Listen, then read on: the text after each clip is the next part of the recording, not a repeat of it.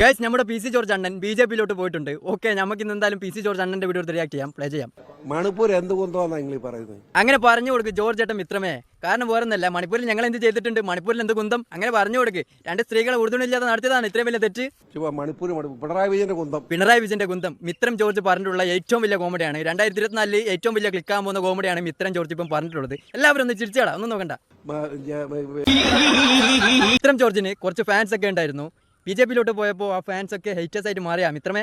അതൊന്ന് പറഞ്ഞു തരണേ. കണ്ടിട്ടുണ്ട്, കമന്റ് അടിക്കുക. ജോർജ് ഏട്ടൻ കണ്ടിട്ടുണ്ടെങ്കിൽ തീർച്ചയായിട്ടും കമന്റ് അടിക്കുക. നിങ്ങൾക്ക് കുറച്ച് ഫാൻസ് ഒക്കെ ഉണ്ടായിരുന്നു, അവരൊക്കെ നിങ്ങളുടെ ഹേറ്റേഴ്സ് ആയിട്ട് മാറിയിട്ടുണ്ടോ എന്ന് കമന്റ് അടിച്ച് പറഞ്ഞുതരാം. മണിപ്പൂർ എന്താ നടന്നത്? നിങ്ങൾ എന്താ പറയുന്നത്? എടാ, മണിപ്പൂരൊന്നും നടന്നിട്ടില്ലടാ. നിങ്ങളൊക്കെ എന്തറിഞ്ഞിട്ടാ BJP-ക്കാർ ഇങ്ങനെ കുറ്റം പറയുന്നത്? മണിപ്പൂർ എന്താ നടന്നതെന്ന് നമ്മളെ മിത്രം ജോർജ് തന്നെ പറഞ്ഞു തരും. 100 വർഷത്തിൽ കൂടുതലായിരിക്കുന്ന വംശീയ കലാപമാണ് അത്. ഞാൻ ചോദിക്കട്ടെ, ബ്രിട്ടീഷുകാരുടെ കാലം മുതലാണ് ഈ വംശീയ കലാപം. എല്ലാവരും വെള്ളം കൂട്ടാതെ വീങ്ങിക്കോള. മണിപ്പൂരിൽ കലാപം ഉണ്ടാകാൻ കാരണം ബ്രിട്ടീഷുകാരാണ്. ജോർജ് ഏട്ടൻ പറഞ്ഞതല്ലേ, എല്ലാവരും വെള്ളം കൂട്ടാതെ വീങ്ങിക്കോള, അതാണ് സത്യം കേട്ടോ. ഞാൻ ചോദിക്കട്ടെ, ഇതിനു മുമ്പ് പ്രധാനമന്ത്രി ഉണ്ടായിരുന്നല്ലോ, നരസിംഹറാവു ഇല്ലായിരുന്നു, ജവഹർലാൽ നെഹ്റു ഇല്ലായിരുന്നു, ഇന്ദിരാജി ഇല്ലായിരുന്നു, രാജീവ് ഗാന്ധി ഇല്ലായിരുന്നു. അവർ ഓർക്കൊന്നും വന്നിട്ട് പറഞ്ഞില്ലല്ലോ. പിന്നെ ഇപ്പം മോദിക്ക് മാത്രമാണ് പ്രത്യേകത, എനിക്ക് മനസ്സിലായില്ല. നിങ്ങൾ ഈ പറഞ്ഞ ആളുകൾ ഇന്ത്യ ഭരിക്കുമ്പോൾ കലാപം ഉണ്ടായിട്ടുണ്ട്, തീർച്ചയായിട്ടും ഉണ്ടായിട്ടുണ്ട്. പക്ഷേ മോദിജി ഭരിക്കുമ്പോൾ ഉണ്ടായ കലാപത്തിന്റെ 1/3 പോലും നിങ്ങൾ ഈ ആളുകൾ പറഞ്ഞിട്ടില്ലേ? ആളുകളുടെ പേര് പറഞ്ഞിട്ടില്ലേ? ഇന്ദിരാജി, അതേപോലെ തന്നെ കുറച്ച് ആളുകളുടെ പേര് പറഞ്ഞിട്ടില്ലേ? അവരൊക്കെ ഭരിക്കുമ്പോൾ കലാപം ഉണ്ടായിട്ടുണ്ട്. പക്ഷേ മോദിജി ഭരിക്കുമ്പോഴാണ് കലാപത്തിന്റെ എണ്ണം കൂടിയത്. ഇത് ഞാൻ പറയുന്നതല്ല, വെബ്സൈറ്റിലൊക്കെ അവൈലബിൾ ആണ്. ഒന്ന് വെബ്സൈറ്റൊക്കെ ഒന്ന് തുറന്ന് നോക്ക്. പല വെബ്സൈറ്റും ഉണ്ട്, അതിലൊക്കെ വ്യക്തമായിട്ട് എഴുതിയിട്ടുണ്ട്. മോദി ഭരിക്കുമ്പോൾ എത്ര കലാപം ഉണ്ടായിട്ടുണ്ട്, മറ്റുള്ള ആളുകൾ ഭരിക്കുമ്പോൾ എത്ര കലാപം ഉണ്ടായിട്ടുണ്ട്, അതൊക്കെ എഴുതിയിട്ടുണ്ട്. അതൊക്കെ ഒന്ന് വായിച്ച് നോക്കണം കേട്ടോ. ഇടയ്ക്കൊക്കെ ആലോചിച്ച് ചർച്ച ചെയ്തിട്ടാണ്. യാതൊരു സംശയം വേണ്ട, ഞാൻ മോദിജിയെ നമ്മുടെ മിത്രൻ ജോർജ് ഏട്ടൻ ജപജപ ആയിട്ടുണ്ടെന്ന് തോന്നുന്നു. ജപജപ എന്നാ പറയുന്നത്. ഞാൻ എന്താ പറഞ്ഞത്? ചിരിപ്പിക്കുന്നേ ജോർജ് ഏട്ടൻ. ഞാനൊന്നും പറയുന്നില്ല. ഞാനെന്തെങ്കിലും പറഞ്ഞു കഴിഞ്ഞാൽ സംഘികളെ, അതായത് സംഘിമിത്രങ്ങളെ ചാമ്പുന്നു എന്ന് പറഞ്ഞുകൊണ്ട് കുറേ മിത്രങ്ങൾ എന്നെ തെറി വിളിക്കാൻ വേണ്ടി മാത്രം ഫോളോ ചെയ്തിട്ടുണ്ട്.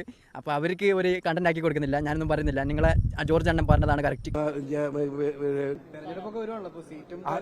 നിങ്ങളെ തോന്നല സീറ്റിന് വേണ്ടിയല്ല നിങ്ങളെന്നെ അത്ര ചെറുതായി കാണാൻ. ജോർജ് ഏട്ടന് സീറ്റിന് വേണ്ടിയല്ല BJP-യിലോട്ട് പോയത്. ഒന്ന് വിശദീകരിക്കുക ജോർജ് ഏട്ടാ. ഞാൻ ഇപ്പോൾ BJP-യിൽ അംഗമാണ്. നാളെ എന്നോട് BJP-യുടെ സംസ്ഥാന പ്രസിഡന്റ് അല്ലെ കേന്ദ്ര BJP നേതൃത്വം വിളിച്ച് എറണാകുളം ജില്ലയിലെ നിങ്ങളുടെ ഏതെങ്കിലും ചാനലിന്റെ പ്യൂൺ മണി ചെയ്തോളാൻ പറഞ്ഞാൽ ഞാനത് ചെയ്യും. അയവാ, എന്നാ ഇനി മുതൽ നമ്മുടെ ചാനൽ ചർച്ചകളിൽ ഇതേപോലത്തെ സൗണ്ടൊക്കെ കേൾക്കാൻ പറ്റൂല്ലേ? ഞാനൊരു സത്യം പറഞ്ഞോട്ടെ, നമ്മുടെ ജോർജ് ഏട്ടൻ പറഞ്ഞില്ലേ, വാർത്താ ചാനലുകളിൽ വാർത്ത വായിച്ചു കഴിഞ്ഞാൽ, അതായത് ചർച്ചയ്ക്ക് പോയി കഴിഞ്ഞാലും പ്രശ്നമില്ലാന്ന്. ജോർജ് ഏട്ടനാണ് യഥാർത്ഥ യോദ്ധാവ്. സത്യസന്ധമായിട്ടാണ് ഞാൻ പറഞ്ഞ കള്ളമാന്നൊക്കെ കുറെ പേര് കമന്റ് ചെയ്യും. ശരിയായ യോദ്ധാവാണ് നമ്മുടെ ജോർജ് ഏട്ടൻ.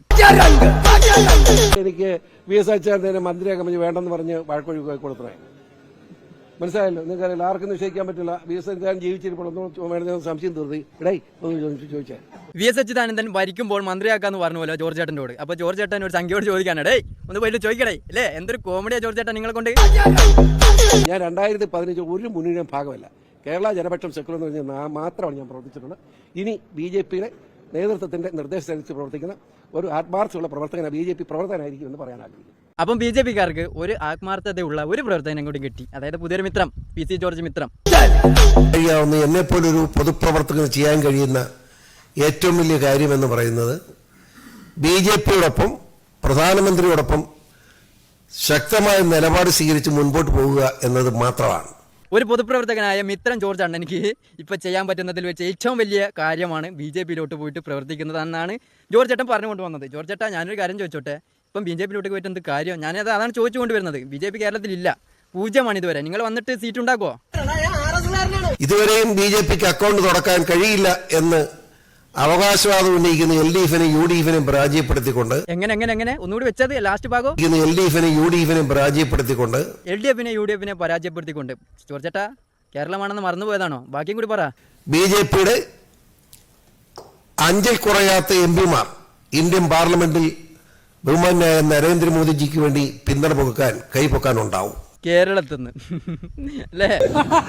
അയ്യോ, ചിരിപ്പിക്കുന്നേ ഗൈസ്. 5 കുറയാത്ത MP-മാർ കേരളത്തിൽ നിന്ന് കിട്ടുന്ന ജോർജ് ഏട്ടൻ പറഞ്ഞിട്ടുണ്ട്. ഈ ഒരു ഇലക്ഷൻ കഴിയട്ടെ, ഇതിനുള്ള മറുപടിയും അതേപോലെ തന്നെ സുരേന്ദ്രേട്ടനിക്കുള്ള മറുപടിയും ഒക്കെ ഞാൻ വെച്ചിട്ടുണ്ട്. ഈ ഒരു ഇലക്ഷൻ കഴിയട്ടെ, എന്നിട്ട് പറഞ്ഞുതരാം. കോൺഗ്രസ് CPM സഖ്യത്തിനെതിരെ കോൺഗ്രസും CPM-ഉം തമ്മിൽ സഖ്യമുണ്ടെന്നാണ് നമ്മുടെ മിത്രം ജോർജ് പറയുന്നത്. മിത്രം ജോർജ് ഏട്ടാ, നിങ്ങളെ വിടുന്നതിന് ഒരു ലിമിറ്റൊക്കെ വെക്കട്ടാ. BJP-യുടെ നേതൃത്വത്തിലുള്ള ശക്തമായ പ്രവർത്തനം മുന്നോട്ട് പോകും. ശക്തമായ പ്രവർത്തനം മുന്നോട്ട് തന്നെ പോകണം. എന്നാലേ ഞങ്ങളെ പോലെയുള്ള പാവങ്ങൾക്ക് കഞ്ഞി കുടിക്കാനുള്ള ഭാഗം ഉണ്ടാവും. അല്ലാതെ നിങ്ങളെ പൊട്ടി പാളീസായി കഴിഞ്ഞാൽ ഞങ്ങളൊക്കെ എന്ത് വീഡിയോ ചെയ്യും, എന്ത് ചെയ്ത് ജീവിക്കും? നിങ്ങളൊക്കെ ഉള്ളതിനെ കൊണ്ട് നിങ്ങളൊക്കെ എന്തെങ്കിലും പറഞ്ഞിട്ട് നമുക്ക് കഞ്ഞി കുടിക്കാമെന്ന് വിചാരിക്കാം. നിങ്ങൾ തോറ്റ് കഴിഞ്ഞാൽ കുറച്ച് കളിയാക്കാനും പറ്റും. തോറ്റ് കഴിഞ്ഞാൽ നമ്മളൊക്കെ എന്താ പറയുക, ചീട്ട് കയറി പിന്നെ നമ്മളൊന്നും വീഡിയോ കാണാൻ ആരും ഉണ്ടാവില്ല. അതുകൊണ്ട് നിങ്ങൾ ജയിക്കണം, അതാണ് എൻ്റെ ആവശ്യം. നിങ്ങൾ ജയിച്ചു കഴിഞ്ഞാൽ നിങ്ങൾ ചെയ്യുന്ന മണ്ടത്തരങ്ങളൊക്കെ പറഞ്ഞു കഴിഞ്ഞാൽ ജനങ്ങൾ കാണാനുണ്ടാവും. കേരളം BJPയോടൊപ്പം എന്ന് തെളിയിക്കാൻ കഴിയുന്ന സാഹചര്യം എത്രയും വേഗം സൃഷ്ടിക്കും എന്ന് ഉറപ്പിച്ചു പറയുവാനും ഞാൻ ആഗ്രഹിക്കുന്നു. അങ്ങനെയുള്ള വിശ്വാസം ഒരിക്കലും കൈവിടാൻ പാടില്ല. മനസ്സിൽ അങ്ങനെ തന്നെ വിചാരിക്കുക. BJPയെ കേരളത്തിൽ വളർത്തി കൊണ്ടുവരാൻ പറ്റും. നിങ്ങൾ BJPയിലോട്ട് പോയതിനെ കൊണ്ട് കുറേ വോട്ട് BJPക്കാർക്ക് കിട്ടും എന്ന് തന്നെ വിശ്വസിക്കുക. അതാണ് സത്യം. നമുക്ക് ഇലക്ഷൻ കഴിഞ്ഞിട്ട് നോക്കാം ഇത് സത്യമാകോ അസത്യമാകോ എന്ന്.